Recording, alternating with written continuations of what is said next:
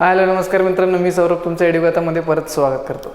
आज मी परत एक वेगळा व्हिडिओ घेऊन आलो. ठीक, आजचा व्हिडिओ असणार आपला इफेक्टिव्ह सेल्फ मेड नोट्स कसे बनवायचे. बरेचसे काही एक दोन मुलांचे कमेंट सेक्शनमध्ये रिप्लाय होते, कमेंट होते की सर नोट्स कसे बनवायचे हे तुम्ही सांगा आम्हाला समजून.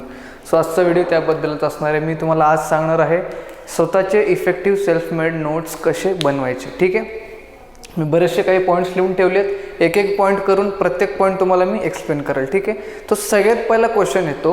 सगळ्यात पहिला पॉईंट आहे determine the goal of note making. ठीक आहे, गोल ऑफ नोट मेकिंग म्हणजे काय, आपल्याला नोट्स काढण्याची गरज काय. So why do we need effective self made notes, आपल्याला नोट्सची गरज का आहे ते सगळ्यात पहिले ठरवायला लागेल. ठीक आहे, सो सगळ्यात पहिले सांगा तुम्ही नोट्स काय असेल.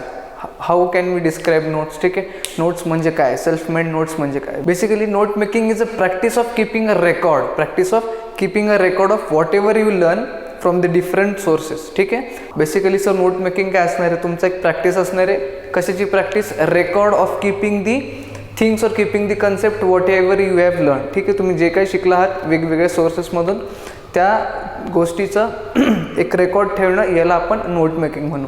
किंवा or note making can also be considered as your own self-made book of concepts in your own language with your own ideas. ठीक आहे, नोट मेकिंगला तुम्ही स्वतःची एक सेल्फ मेड बुक समजू शकता, स्वतः लिहिलेली एक बुक कन्सेप्टची. ठीक आहे, स्वतःच्या लँग्वेजमध्ये स्वतःचे आयडियाज लावून. ठीक आहे, कळलं तुम्हाला. सगळ्यात पहिलं तुम्हाला ठरवावं लागेल गोल. ठीक आहे, गोल म्हणजे काय, कशासाठी तुम्हाला लिहायचे नोट्स, कशासाठी हवेत तुम्हाला.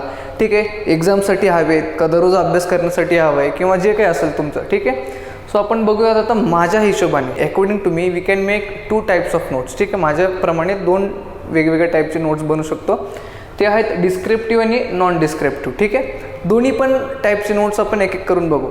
तर सगळ्यात पहिले आपण बघू डिस्क्रिप्टिव्ह नोट्स. डिस्क्रिप्टिव्ह नोट्स म्हणजे काय असतात. डिस्क्रिप्टिव्ह नोट्स म्हणजे आता तुम्ही बघितले असेल, बेसिकली हा जो फॉर्मॅट लिहिलेला आहे this is a format, this is basically descriptive format. ठीक आहे, ह्याच्यात मी डिस्क्रिप्टिव्ह टाईपमध्ये लिहिलेलं आहे. डिस्क्रिप्टिव्ह म्हणजे काय, आता मी याच्यात एक हेडिंग लिहिलं आहे. ठीक आहे, त्याच्यानंतर त्याचा सब हेडिंग लिहिलं आहे. ठीक आहे, त्याच्यानंतर त्याचे बुलेट्स लिहिले, त्याच्यानंतर परत दुसरं सब हेडिंग लिहिलं आहे. This type is basically called as descriptive type. म्हणजे तुम्हाला सगळ्यात त्याच्यात तुम्हाला जे काही वाटतंय किंवा तुम्हाला जे काही कन्सेप्ट समजले तुम्ही ते डिस्क्राईब करताय simply by writing the points, sub points, simply by writing heading, notations और यूजिंग दी बुलेट्स वगैरे. ठीक आहे, तर डिस्क्रिप्टिव्ह टाईप ऑफ नोट्स कशी लिहायचे आपण. सगळ्यात पहिला पॉईंट येतो use points bullets to represent your idea. ठीक आहे, आता जसं की तुम्ही बघा इथं डिस्क्रिप्टिव्ह फॉर्मॅट लिहिलं आहे, त्याच्यानंतर मी इथं बुलेट्स यूज केले. ठीक आहे, मग तुम्हाला डिस्क्रिप्टिव्ह फॉर्मॅटमध्ये जसं तुम्ही हेडिंग लिहाल, त्याच्यानंतर सब हेडिंग लिहाल, तुम्हाला असे बुलेट्स किंवा पॉईंट्सचे यूज करणं खूप गरजेचं आहे. म्हणजेच कसं,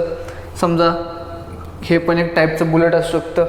ठीक आहे, तुम्ही असंही वापरू शकता. ठीक आहे, वेगवेगळे नोटेशन असतील हे वापरू शकता.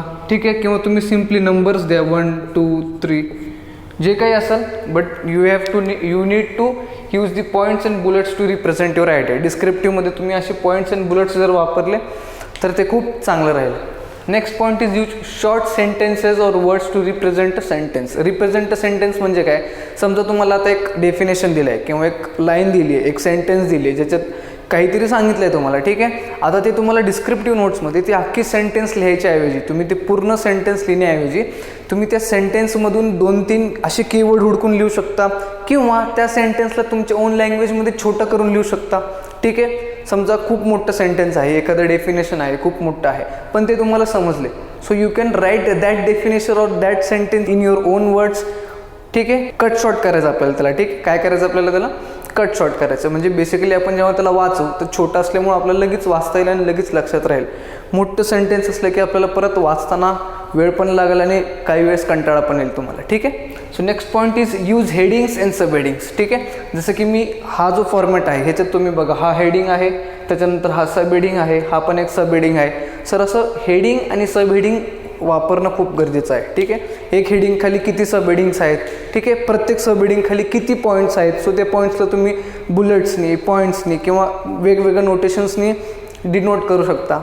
कळलं तुम्हाला, हेडिंग्स आणि सब हेडिंग्स कसं रिप्रेझेंट करायचं किंवा का करायचं आहे तुम्हाला कळलं. आता ह्या फॉर्मॅटमध्ये बघा मी सब हेडिंग टाकले डिस्क्रिप्टिव्ह नोट्स. तो डिस्क्रिप्टिव्ह नोट्समध्ये काय इम्पॉर्टंट थिंग्स आहेत मी त्या डिस्क्रिप्टिव्ह नोट्सच्या खाली with using some notations represent केले. तर त्यामुळं मला कुणीही वाचलं तरी काय त्यांना एकदम नीट कळून येईल की डिस्क्रिप्टिव्ह नोट्स आहे आणि हे डिस्क्रिप्टिव्ह नोट्सच्या पॉईंट्स आहेत. तसंच आहे नॉन डिस्क्रिप्टिव्ह टाईप फॉर्मॅट आहे, हे त्याचा पॉईंट्स असतील. ठीक आहे, कळलं तुम्हाला हेडिंग सब हेडिंग कसे वापरायचे आणि का वापरायचे. ठीक आहे, पुढचं आहे क्वेश्चन आन्सर फॉर्मॅट. आता एक बेसिकली काय होतं काही सब्जेक्ट्समध्ये जसं की सोशल सायन्समध्ये आपण जेव्हा नोट्स काढायला जातो त्याच्यात काही इम्पॉर्टंट गोष्टी असतात, म्हणजे काही इम्पॉर्टंट क्वेश्चन्स वगैरे येतात आपल्याला नोट्स काढताना. सो तुम्ही basically descriptive types of notes काढताना त्या फॉर्मॅटमध्ये तुम्ही त्या कन्सेप्टला ॲज अ क्वेश्चन आन्सर फॉर्मॅटमध्ये लिहू शकता. म्हणजेच कसं, समजा तुम्ही काही कन्सेप्ट वाचताय सोशल सायन्सचा आणि त्या कन्सेप्टवरती क्वेश्चन आहे, म्हणजे त्या कन्सेप्टच्या आधारितवर क्वेश्चन येणार आहेत एक्झाम्समध्ये किंवा आलेले आहेत. सो तुम्ही ते क्वेश्चन लिहू शकता. ठीक आहे, तो क्वेश्चन लिहायचा आणि त्याच्या खाली आन्सर लिहायचा नोट्समध्येच. ठीक आहे, आन्सर पण त्याच्या खालीच लिहायचा. म्हणजे क्वेश्चन आणि आन्सरच्या फॉर्मॅटमध्ये तुम्ही तुमचा नोट ठेवू शकता. म्हणजे कळलं तुम्हाला, क्वेश्चन आणि आन्सरच्या फॉर्मॅटमध्ये सुद्धा तुम्ही तुमचा नोट ठेवू शकता.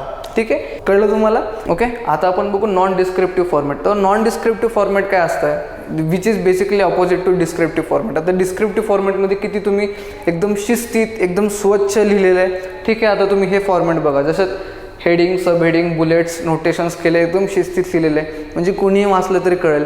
बट काही मुलांना किंवा काही लोकांना सवय असते non descriptive type of format लिहायची. म्हणजेच काय, म्हणजे त्यांच्या ओन मेथड, म्हणजे त्यांचे ओन आयडिया असतात, कसेही लिहू शकतात ते. ठीक आहे, कसेही वेगवेगळे प्रकारे लिहू शकतात एका पानावरती किंवा 2 पानावरती, पण ते डिस्क्रिप्टिव्ह नसणार आहे, म्हणजे असे शिस्तीत लिहिलेलं नसेल. ते कसंही लिहिलेलं असेल पण तो जो नोट आहे तो त्यांनाच कळणार आहे, पण त्यांना खूप चांगला कळणार आहे. आपण ते कसे करायचे किंवा त्याच्यात काय काय स्टेप्स घ्यावे लागतील ते बघू आपण.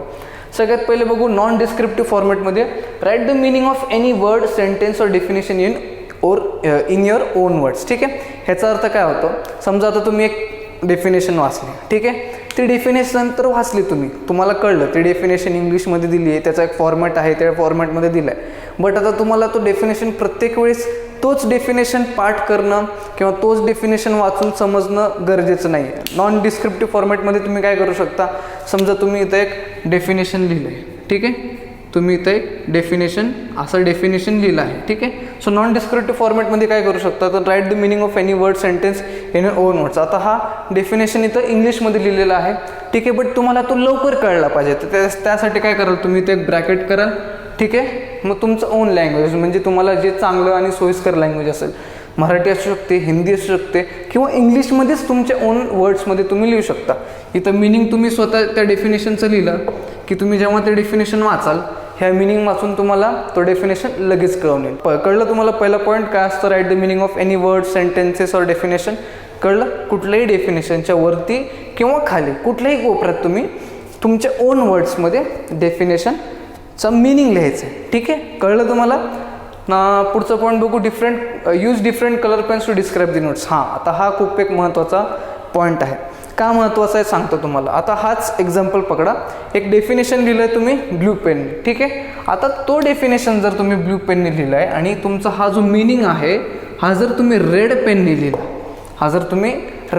लिहिला, वाईल रीडिंग, जेव्हा तुम्ही वाचाल नोट्स, तेव्हा तुम्हाला काय कळेल, बेसिकली सगळंच ब्ल्यू पेनने लिहिलं आहे, बट रेड पेनने लिहिलेलं ही गोष्ट हायलाईट होणार आहे तुमची. ठीक आहे, रेड पेनने लिहिलेली गोष्टी हायलाईट झाल्यामुळे तुमचा जो लक्ष आहे तो या डेफिनेशनच्या मिनिंगकडं नक्की जाणार आहे. ठीक आहे, असं नाही म्हणत मी तुम्ही रेड पेनच वापरा, तुम्ही ब्लॅक पेन वापरा किंवा कुठलाही वापरा, पण वेगवेगळे पेन वापरा. ठीक आहे, आता तुम्ही इथं ब्ल्यू पेनने डेफिनेशन लिहिताय, सो रेड पेनने तुम्ही मिनिंग लिहू शकता. हा एक एक्झाम्पल आहे तुम्हाला. ठीक आहे, हे लिहिण्यामुळं काय होईल, तुमचं लक्ष त्या मिनिंगकडं खूप लवकर जाईल आणि तुम्ही ते वाचाल सुद्धा. ठीक आहे, आता नेक्स्ट पॉईंट बघू आपण, use notations keywords to represent any important thing. Notations आणि कीवर्ड्स म्हणजे काय, समजा आता हा डेफिनेशन आहे, हाच एक्झाम्पल घ्या, हा खूप इम्पॉर्टंट आहे, तर तुम्ही ह्याला काय लिहू शकता, एकतर इम्पॉर्टंट म्हणजे IMP. ठीक आहे, नोटेशन झाला हा, किंवा व्हेरी इम्पॉर्टंट असेल तर VIMP. ठीक आहे, कळलं तुम्हाला. किंवा तुमच्या सरांनी सांगितलं की हा हाय ऑर्डर थिंकिंग स्किलचा कन्सेप्ट आहे किंवा क्वेश्चन आहे, सो तुम्ही त्याच्या पुढे लिहू शकता HOTS, हाय ऑर्डर थिंकिंग स्किलचा हॉट्स. ठीक आहे, किंवा हा क्वेश्चन किंवा हा डेफिनेशन फर्स्ट सेमिस्टरमध्ये एक्झामला आलेला आहे, सो तुम्ही इथे लिहू शकता फर्स्ट सेम एक्झामिनेशन. ठीक आहे, असं हे वेगवेगळे तुम्ही तुमच्या ओन वर्ड्समध्ये तुम्हाला जे वाटेल ते, असं काही इथं गरजेचं नाही आहे की सगळ्यांनी कॉमन किंवा सेम लिहिलं पाहिजे, तुम्हाला जसं वाटेल, कारण की हे नोट्स तुम्हालाच वाचायचे आहेत, या नोट्समधून तुम्हालाच फायदा होणार आहे. सो तुमच्या स्वतःच्या ओन आयडियाज काढायचे आहेत तुम्हाला नोट्समध्ये. ठीक आहे, कळलं? नोटेशन्स आणि कीवर्ड्स कसे वापरायचे आहेत आपल्याला. ठीक आहे, काही वापरू शकता तुम्ही. असं डेफिनेशन असेल तर तुम्ही ह्याला स्टार करू शकता. ठीक आहे, स्टारवरून पण कळून येईल तुम्हाला की हां हे काहीतरी वेगळं आहे किंवा इम्पॉर्टंट आहे, किंवा सरांनी शिकवताना सांगितलं होतं की हे सतत वाचा किंवा दररोज एकदा वाचलं पाहिजे हा पॉईंट. सो तुम्ही स्टारने डिनोट करू शकता किंवा काही वेगळ्या सिम्बॉल्सनी डिनोट करू शकता. कळलं? पुढचं आहे आता make mind maps to describe the concept. हा पण एक खूप महत्त्वाचा पॉईंट आहे. माइंड मॅप काय असणार आहे, कसं बनवायचं असतं माइंड मॅप मी सांगतो तुम्हाला. बेसिकली समजा तुम्हाला काही एक कन्सेप्ट असेल, एक डेफिनेशन असेल किंवा कुठलाही एक सब हेडिंग असेल. ठीक आहे, तर तुम्ही काय कराल, सगळ्यात पहिले तो टॉपिक लिहाल मध्ये किंवा मेन टॉपिक किंवा हेडिंग लिहाल. ठीक आहे, कळलं? मध्ये एक सर्कल करा किंवा बॉक्स करा, तो मध्ये लिहा. आता या टॉपिकचे 4 सब हेडिंग असतील तर तुम्ही काय करणार, याचे 4 फाटे फोडणार आहात. ठीक आहे, 4 फाटे फोडणार आहे. त्यानंतर वेगळा पेन वापरा परत जसं सांगितलं होतं, आणि ह्याचे 4 सब हेडिंग लिहा. ठीक आहे, कळलं तुम्हाला? आता प्रत्येक सब हेडिंगचे 2-2 एक्झाम्पल आहेत. सो परत तुम्ही काय करणार आहे, प्रत्येक सब हेडिंगचे 2 एक्झाम्पल. सो परत 2-2 फाटे फोडणार त्याला. कळलं? असे प्रत्येकाचे 2 एक्झाम्पल असल्यामुळं प्रत्येकाला 2-2 परत येणार. So basically this describes the mind map. ठीक आहे, आता तुम्ही ह्याला वेगवेगळ्या फॉर्मॅटमध्ये करू शकता. सर्कलच्या ऐवजी तुम्ही रेक्टँगल करा तुम्हाला जर आवडत असेल. ठीक आहे, परत या एक्झाम्पलचे काही वेगळं मिनिंग असेल तर ते पुढं लिहायचं आहे. सो बेसिकली हा माइंड मॅप काढल्यामुळं काय होणार आहे, समजा हा माइंड मॅप तुम्ही एका पेजवर काढला आणि तेच पॅरलली जर तुम्ही डिस्क्रिप्टिव्ह टाईपमध्ये एका पेजमध्ये लिहिलं तर डिस्क्रिप्टिव्ह टाईपमध्ये तुम्हाला अख्खं पान वाचायला लागणार आहे. ठीक आहे, प्रत्येक सेंटेन्स तुम्हाला वाचायला लागणार आहे. बट तुम्ही जर माइंड मॅप काढल्यामुळं तुम्हाला बेसिकली मॅपमुळंच कळून जाईल की हा हेडिंग आहे, ह्याचे 4 सब हेडिंग आहेत. काय 4 सब हेडिंग, ABCD फॉर एक्झाम्पल. ठीक आहे, प्रत्येक सब हेडिंगचे 2-2 एक्झाम्पल आहेत. एचा हा 2 एक्झाम्पल, बीचे हे 2 एक्झाम्पल, सीचे हे 2 एक्झाम्पल आणि डीचे हे 2. असे तुम्हाला लगेच क्लिक होणार आहे. ठीक आहे, कळलं तुम्हाला कशासाठी आपल्याला माइंड मॅप आणि कशाला माइंड मॅप वापरायचं आपल्याला. ठीक आहे, ठीक आहे. पुढे बघू आता, use flow charts and tables two compare different things. Use flow charts and tables two compare different thing. आता हा पण एक खूप महत्त्वाचा पॉईंट आहे. फ्लो चार्ट्स अँड टेबल्स कसं काढायचं, का काढायचं ते पण सांगतो. ठीक आहे, जर तुम्हाला सगळ्यात पहिले फ्लो चार्ट आणि टेबल कधी काढायचे असतात. Flow chart is drawn basically when you need to compare many things at a time. ठीक आहे, जेव्हा तुम्हाला बऱ्याचशा गोष्टी एकाच वेळेस कम्पेअर करायच्या असतील तेव्हा तुम्ही फ्लो चार्ट्स काढाल. ठीक आहे, फ्लो चार्ट म्हणजे काय, समजा ग्राफ पण असू शकतो. हे आय ॲक्सिस आहे, हा वाय ॲक्सिस आहे. आता तुम्हाला एका टाईममध्ये वेगवेगळ्या गोष्टी कम्पेअर करायच्या आहेत. ठीक आहे, suppose you need to compare 6 things at a time, ABCDEF. ठीक आहे, असे 6 गोष्टी कम्पेअर केले. तुम्ही बघता एका टाईम T1ला A आहे, टाईम T2ला B आहे, टाईम T3ला C आहे, टाईम T4ला D आहे, टाईम T5ला E आहे आणि टाईम T6ला F आहे. म्हणजे T1ला A इथं होता, T2ला B इथं होता, T3ला C इथं होता, असं अँड सो ऑन. ठीक आहे, हा एक एक्झाम्पल आहे फ्लोचार्टचा. तुम्ही असं रिप्रेझेंट करू शकता. आता तुम्ही इथं 6 गोष्टी एका ह्याच्यात म्हणजे एका फ्लोचार्टमध्ये दाखवलेलं कम्पेअर केलेलं आहे. ठीक आहे, आता तुम्ही सांगू शकता Fचं comparison with respect to A, Eचं comparison with respect to A, असे कोणाचंही कंपॅरिझन विथ रिस्पेक्ट टू कोणीही तुम्ही दाखवू शकता. ठीक आहे, हा झाला फ्लो चार्ट्स. आणि टेबल्स काय झाला, सपोज तुम्हाला 2 गोष्टी कुठल्याही कम्पेअर करायच्या आहेत, मग तुम्ही काय करणार, टेबल काढणार आणि इथं पॉईंट 1 2 3 4 5 असे वेगवेगळे पॉईंट लिहून 2 कुठल्याही गोष्टी A आणि B कम्पेअर करणार. कळलं तुम्हाला, Aचा फर्स्ट पॉईंट, Bचा first point, difference between basically असंच लिहिला जातो. सो तुम्ही असं कम्पेअर करू शकता. ह्याच्यामुळं पण काय होणार आहे, हे टेबल वाचायला थोडं सोपं जाईल. फ्लो चार्ट बघून पण तुम्हाला कन्सेप्ट लगेच डोक्यात जाईल. तुम्हाला अशी पूर्ण डिस्क्रिप्टिव्ह टाईप लिहिलेली गरजेची नाही आहे. ठीक आहे, कळलं तुम्हाला. आता नेक्स्ट पॉईंट म्हणतोय, draw diagrams wherever required and wherever possible. म्हणजेच काय, why do we need to draw the diagram, why is drawing diagram important. का, कुठं डायग्राम काढले पाहिजे आणि डायग्राम काढणं का गरजेचं आहे. ठीक आहे, सो बेसिकली तुम्ही बघा, कुठलाही कन्सेप्ट असेल, कुठलाही डेफिनेशन असेल, कुठलाही एक टर्म दिलेला असेल, त्या टर्म जर तुम्ही डायग्रामने रिप्रेझेंट करत असाल किंवा ती कन्सेप्ट किंवा ती डेफिनेशन तुम्ही एका डायग्रामने रिप्रेझेंट करत असाल, कुठलीही डायग्राम असेल, तर तुम्हाला काय होणार आहे, ती डायग्राम पण रीड करता येते. म्हणजे ती डायग्राम बघूनच तुम्हाला ती कन्सेप्ट डोक्यात जाणार आहे किंवा ती डायग्राम रीड करूनच त्या गोष्टीबद्दल तुम्हाला सगळ्या थिंग्स तुमच्या डोक्यात येणार आहेत जेव्हा तुम्ही रिवाईज कराल किंवा जेव्हा तुम्ही वाचाल. ठीक आहे. आणि व्हेरेवर रिक्वायर्ड झालं, जिथं जिथं गरजेचं आहे तिथे तिथे तर काढावंच लागणार आहे. ठीक आहे. समजा जसं की एक्झाम्पल सायन्समध्ये डायजेस्टिव्ह सिस्टीम सांगितलं असेल, सो तुम्हाला डायजेस्टिव्ह सिस्टीमसाठी स्वतःचे डायग्राम काढावंच लागेल. ह्युमन हार्ट सांगितलं असेल तर ह्युमन हार्टचं पण काढायला लागेल.